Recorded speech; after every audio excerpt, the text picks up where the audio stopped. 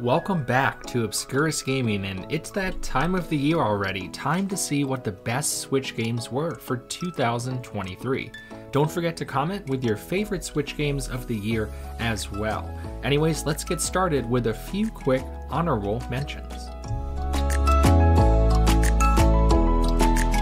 My first honorable mention is The Legend of Zelda: Tears of the Kingdom, a game that I have not had time to play, so it can't possibly make my own list, but considering it's getting every Switch Game of the Year award out there, I'd be hard-pressed not to mention this now, so no one is surprised not to see it later in this video.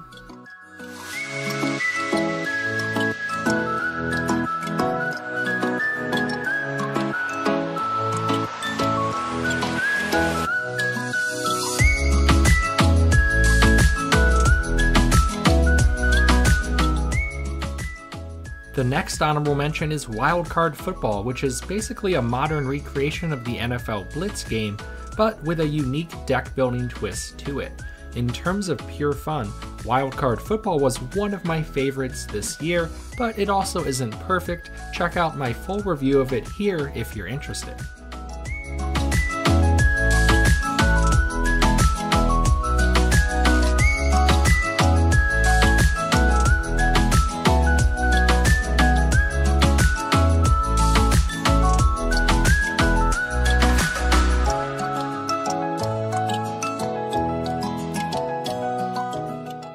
My third and final honorable mention is Super Crazy Rhythm Castle, a game I just recently reviewed for the channel as well. The game is hard to put into words, but it's essentially a co-op music rhythm adventure game that is not for the faint of heart and can be quite challenging and has some awesome highs throughout. Again, you can see my full review of that here if you want, and now let's get started with the official start of my top 10 Switch games for 2023.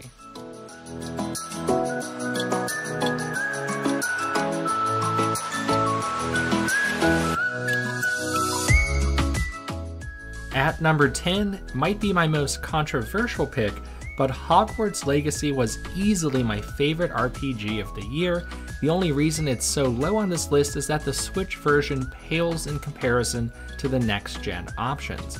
The next-gen version of Hogwarts Legacy combines accessibility with immersive world building that was incredible and easily my favorite Xbox game of the year, but the Switch version just makes a few too many sacrifices to warrant a higher spot on this list.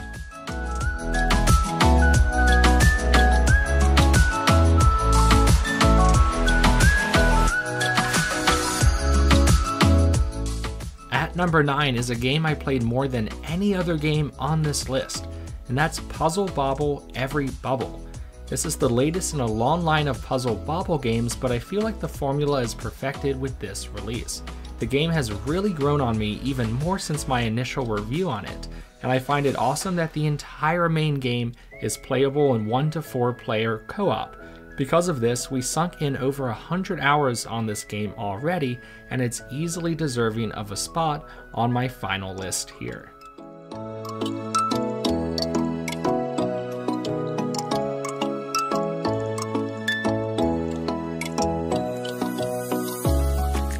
At number 8 is a throwback game of sorts that I might be viewing through a set of nostalgic goggles, but Bomb Rush Cyberfunk was one of my favorites of the entire year. This is essentially a sequel to Jet Set Radio, so while the gameplay isn't original per se, it still feels unique and polished enough to be one of the most memorable games of the entire year.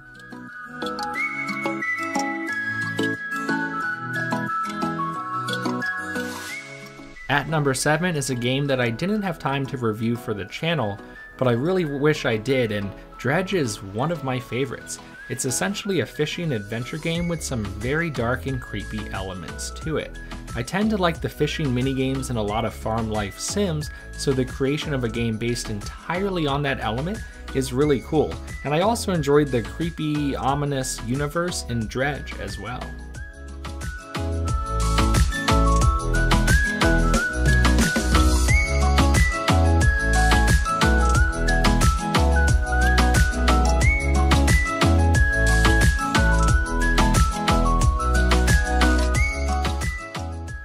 number 6 is the biggest surprise of the year for me, and that was Killer Frequency.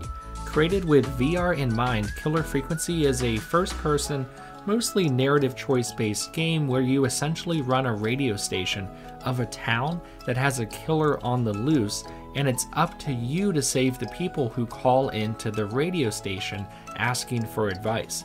The game is a super fun ride from start to finish with a unique concept that is implemented extremely well. I think it deserves a ton more attention than what it's received so far.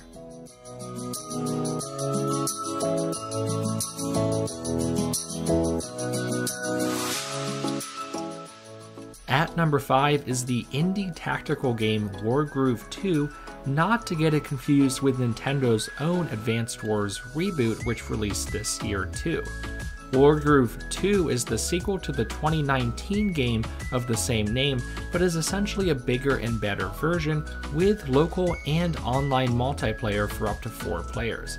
If there are any Advanced Wars fans out there, I think this is the better version of those games, and definitely pick this one up and you won't be disappointed.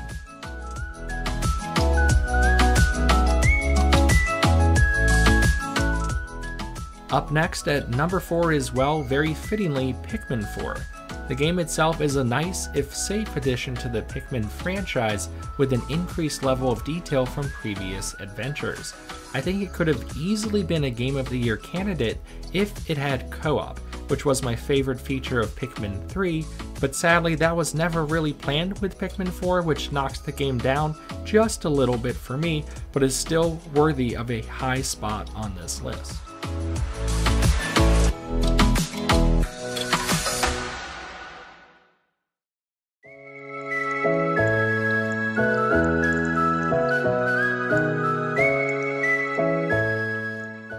Number 3 for me is a game I was waiting almost a year to play for the Switch version, and that was Have a Nice Death.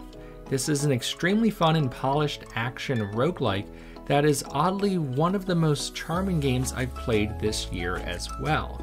If you are looking for a modern roguelike that will test your skills while also making you smile, then you should definitely check this one out, and check out my review of this from just a week ago.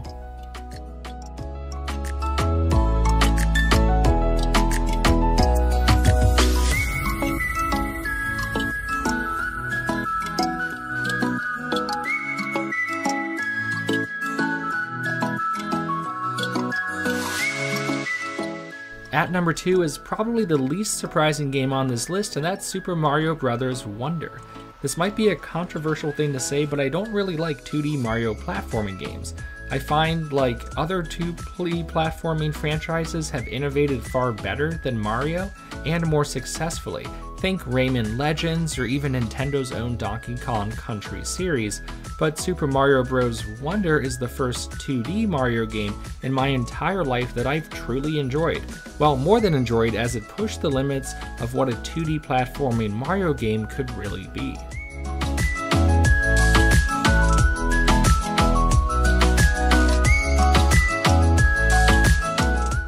And without further ado, the number 1 Nintendo Switch game for 2023 is Dave the Diver. Yes, not kidding, this game is awesome. Dave the Diver is getting a surprising amount of attention considering it's one of the stranger blends of games you'll ever see. You essentially manage a sushi restaurant at night, but during the day you'll go on diving and fishing adventures, with both main aspects of the game linked with a charming story. For me, this game came out of absolutely nowhere, and for $20 might be the best value for a Game of the Year candidate I've seen in a long time, or at least since I've started this channel. And with Dave the Diver, 2023 comes to a close. Go ahead and share some of your favorites in the comments. What did I miss this year that you would recommend? This might be my last video for 2023, so if it is, I'll catch you guys in the new year. Peace out.